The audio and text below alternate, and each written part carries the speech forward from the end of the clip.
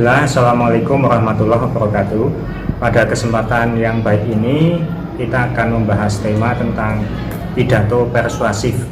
Nanti harapannya anak-anak setelah mencermati tayangan PowerPoint, slide, sambil mengamati buku siswa, anak-anak nanti akan melihat model ataupun contoh pidato persuasif yang akan ditampilkan. Setelah itu harapannya nanti anak-anak bisa menentukan bagian-bagian pidato persuasif itu apa saja, kaidah kebahasaannya.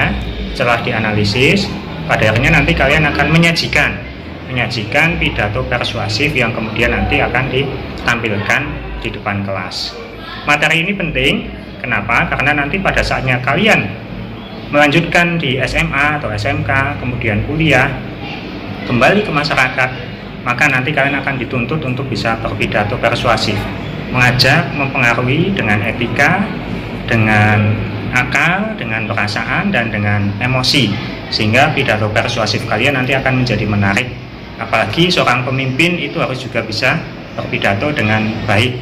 Maka dari itu nanti cermati tayangan-tayangannya, modelnya, ada contoh-contoh tentang pidato persuasif. Nanti anak-anak mencermati sekali lagi bagian-bagian atau struktur tentang pidato persuasif, kaidah kebahasaan dianalisis dengan baik, kerjasama dengan temanmu, sehingga nanti ketika kalian berpidato ada teman yang membantu merekam, dan kemudian nanti hasilnya setelah jadi silahkan diedit, disesuaikan, kemudian dikirimkan ke email, sehingga nanti ini bisa didokumentasikan, digunakan lagi pada waktu yang akan datang, dan nanti akan saya tampilkan satu persatu sebagai sebuah bentuk penilaian proyek. Demikian, mari kita lihat, kita analisis, kita cermati, kita simak buku siswanya sambil melihat tayangan ataupun slide PowerPoint mengenai pidato persuasif. Terima kasih.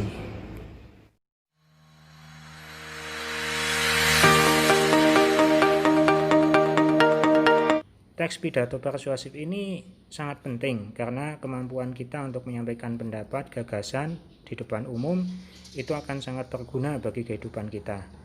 Bagaimana supaya kita menjadi orang yang bisa menyampaikan pidato dengan baik? Maka nanti juga kita perlu perhatikan langkah-langkahnya dengan benar. Lantas bagaimana pidato yang mengesankan itu bisa disampaikan dengan baik? Setidaknya ada tiga hal yang penting kalian perhatikan. Yang pertama adalah vokal yang jelas dan lantang. Yang kedua adalah intonasi yang tepat.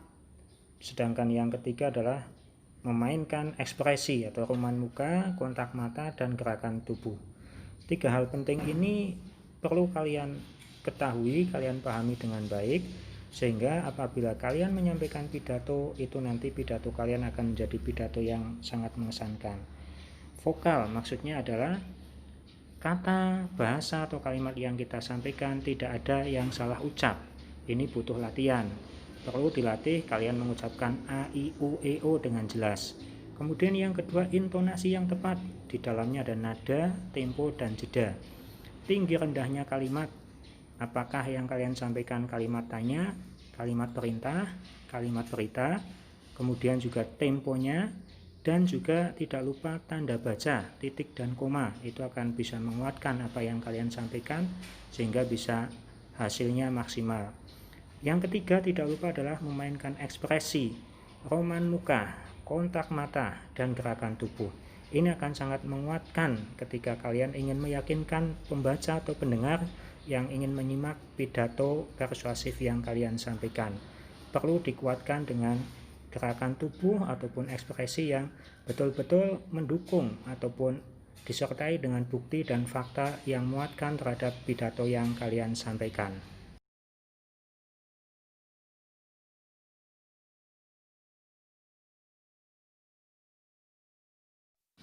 Langkah selanjutnya adalah dengan memahami bagian-bagian teks pidato persuasif atau istilahnya dikenal dengan struktur teks pidato persuasif. Ada tiga bagian. Yang pertama adalah pembukaan, yang kedua isi pidato, dan yang ketiga adalah penutup pidato. Pembukaan itu meliputi salam pembuka, ucapan ataupun sapaan penghormatan, kemudian yang ketiga adalah ucapan rasa syukur. Bagian selanjutnya adalah isi pidato. pernyataan ataupun pemahaman terhadap gagasan pendapat yang ingin kalian sampaikan. Ini adalah termasuk bagian dari isi pidato. Perlu dikuatkan dengan bukti-bukti dan fakta-fakta untuk meyakinkan pembaca ataupun pendengar, sehingga mereka juga yakin terhadap apa yang kalian sampaikan. Selanjutnya di bagian yang ketiga adalah penutup pidato. Penutup pidato meliputi pendapat ataupun gagasan dan pesan yang disampaikan itu supaya bisa bermanfaat. Bagaimana ini pendapatnya bisa bermanfaat? Tentu juga disertai dengan bukti-bukti dan fakta-fakta yang meyakinkan.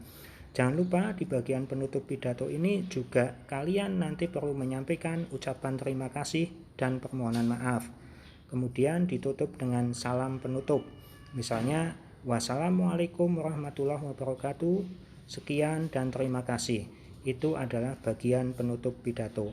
Jadi setidaknya ada 3 bagian dari teks pidato persuasif: pembukaan, isi pidato, dan penutup pidato. Selanjutnya perlu dipahami juga langkah-langkah menyusun teks pidato persuasif. Supaya kalian nanti bisa menyusun teks pidato persuasif dengan baik, maka kalian perlu memperhatikan yang pertama adalah menentukan tema ataupun topik. Topik ataupun tema yang kalian pilih itu nanti akan sangat berkaitan dengan passion ataupun keinginan, kesesuaian terhadap satu hal yang kalian tentukan. Misalnya kalian mengetahui tentang teknologi informasi, jadikanlah itu topik. Atau mungkin kalian mengetahui tentang pendidikan ataupun lingkungan ataupun kebersihan ataupun kedisiplinan, itu nanti akan sangat membantu mendukung kalian dalam menyusun langkah-langkah teks pidato persuasif. Selanjutnya yang kedua adalah menentukan tujuan pidato persuasif. Pada intinya pidato persuasif itu bertujuan untuk meyakinkan, untuk mempengaruhi pendengar supaya bisa menerima pendapat gagasan yang kalian sampaikan. Jadi ini juga penting, tujuan pidato persuasif yaitu adalah untuk meyakinkan, untuk mempengaruhi supaya pendengar ataupun yang menyimak pidato kalian itu nanti menjadi yakin dan mengikuti apa yang kalian sampaikan. Sedangkan yang ketiga adalah mengumpulkan data ataupun bukti-bukti penguat pendukung. Ini nanti bisa kalian dapatkan dengan belajar di perpustakaan, membaca-baca buku yang terkait dengan tema ataupun topik yang kalian tentukan tadi, ataupun juga kalian bisa googling di internet atau juga menyaksikan tayangan-tayangan YouTube terhadap topik ataupun tema pidato yang kalian pilih di langkah pertama tadi. Selanjutnya yang keempat adalah menyusun kerangka pidato. Di sini poin-poin penting yang akan kalian sampaikan perlu dituliskan terlebih dahulu. Sebagai contoh, ketika kalian memilih pidato dengan tema teknologi informasi, maka yang pertama kalian perlu mendefinisikan apa itu yang dimaksud dengan teknologi informasi. Selanjutnya yang kedua, siapa saja pemakai teknologi informasi. Kemudian yang ketiga bisa dilanjutkan manfaat teknologi informasi, kegunaan teknologi informasi, dampak penggunaan teknologi informasi untuk kegiatan pembelajaran, dan seterusnya seperti itu.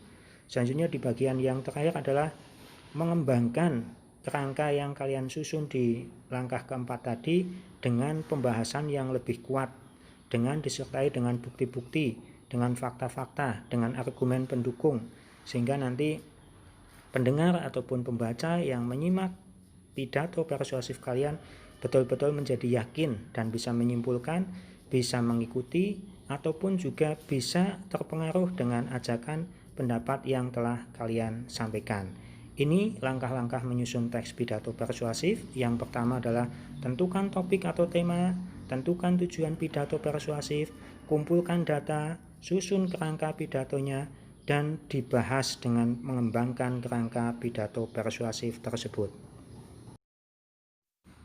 Demikian anak-anak video pembelajaran kali ini tentang teks pidato persuasif. Harapannya nanti kalian memahami apa itu pidato persuasif yang bertujuan untuk meyakinkan, mempengaruhi orang lain dengan pendapat, gagasan yang kalian sampaikan. Kemudian kalian juga mengetahui bagian-bagiannya. Ada salam pembuka, ada isi, kemudian salam penutup. Kemudian juga perlu kalian pahami juga tadi bagaimana langkah-langkah menyusun teks pidato persuasif. Ini tentunya akan bermanfaat sekali untuk melatih keterampilan abad 21 bagi anak-anak ke depan, sehingga nanti terbiasa dengan berpikir kritis, kreatif, komunikatif, dan kolaborasi.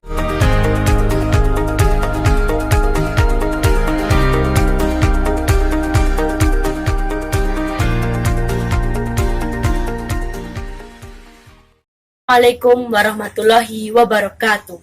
Mensana in corpore sano. Di dalam tubuh yang sehat terdapat jiwa yang kuat.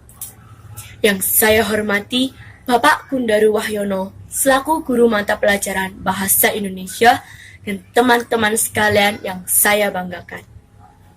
Pertama-tama marilah kita panjatkan puja dan puji syukur kehadirat Allah Subhanahu wa Ta'ala yang telah melimpahkan rahmat dan karunia-Nya sehingga pada kesempatan kali ini kita dapat berkumpul dalam keadaan sehat walafiat. Salawat serta salam tak lupa kita haturkan kepada junjungan kita Nabi Agung Muhammad Sallallahu Alaihi Wasallam yang selalu kita nantikan syafaatnya di yaumul akhir nanti. Amin, amin, ya robbal alamin. Perkenalkan, nama saya Almira Sita Ramadanti, nomor absen 3 dari kelas 9D. Di sini saya akan menyampaikan sebuah pidato yang berjudul HIV/AIDS.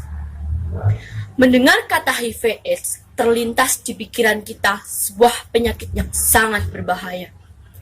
Mendengar kata HIV/AIDS, terpikir oleh kita sebuah penyakit yang belum ada penawarnya. Ya, itulah HIV/AIDS. Berbahaya, belum ada penawarnya, dan harus kita hindari. Teman-teman sekalian yang saya banggakan, kita masih sering bingung membedakan apa itu HIV dan apa itu AIDS. Sebenarnya, HIV dan AIDS merujuk pada hal yang berbeda. HIV atau Human Immunodeficiency Virus merupakan salah satu jenis virus yang menyerang sistem kekebalan tubuh manusia. Sedangkan AIDS atau Acquired Immunodeficiency Syndrome merupakan sekumpulan gejala atau infeksi yang disebabkan oleh lemahnya sistem kekebalan tubuh. HIV/AIDS sudah ada sejak lama, sebelum ditemukan pertama kali oleh WHO pada tanggal 5 Juli tahun 1981. HIV/AIDS juga diklaim sebagai salah satu penyakit yang paling mematikan dalam sejarah kehidupan manusia. Hal ini dibuktikan pada tahun 2005 antara 2,4 juta sampai 3,3 juta orang di dunia meninggal karena HIV/AIDS. Dan lebih mirisnya, 500.000 diantaranya adalah anak-anak. HIV/AIDS menyerang sistem kekebalan tubuh penderitanya. Itulah sisi mengerikan dari HIV/AIDS. Penderita HIV/AIDS dengan gejala ringan seperti batuk dan flu dapat berakibat sangat fatal. Teman-teman sekalian, sebenarnya dengan berkelakuan baik dan beragama dapat menjauhkan kita dari HIV/AIDS. Karena sudah sejak dulu agama kita mengajarkan untuk menjauhi seks bebas dan narkoba. Dengan menghindari gerbang HIV/AIDS yaitu seks bebas dan narkoba, maka otomatis kita akan terhindar dari HIV/AIDS. Atau dengan kata lain, dengan mendekatkan diri kepada Sang Pencipta dapat menjauhkan kita dari HIV/AIDS. Tidak banyak yang dapat saya sampaikan. Terima kasih atas perhatiannya. Semoga pidato yang saya sampaikan dapat bermanfaat. Mari kenali dan jauhi HIV/AIDS. Sekian, wassalamualaikum warahmatullahi wabarakatuh. SPMI adalah sistem penjaminan mutu internal, memberikan kesempatan kepada kita untuk melakukan pelayanan terbaik bukan hanya kepada peserta didik, tapi juga mampu melakukan inovasi-inovasi yang selama ini belum terjadi dalam kegiatan pembelajaran. ini akan sangat bermanfaat untuk membekali anak-anak ke depan dengan keterampilan abad 21. Kita bisa melihat tugas-tugas mereka dikerjakan dengan kolaborasi, dengan komunikasi, dengan kreativitas, dan dengan komunikasi yang baik. Sehingga ini mereka nanti akan mampu menjawab tantangan zaman pada saatnya ketika mereka sudah lulus dari SMP, lanjutkan ke SMA, SMP 1 bawah mendapatkan sekolah rujukan dengan kegiatan-kegiatan yang lebih menyenangkan lagi. Sekolah model sudah kita lalui dengan baik, 8 standar terpenuhi, aktivitas anak menyenangkan, dan masyarakat juga akan lebih semakin percaya memberikan anak-anaknya mengikuti pembelajaran di sekolah kita tercinta.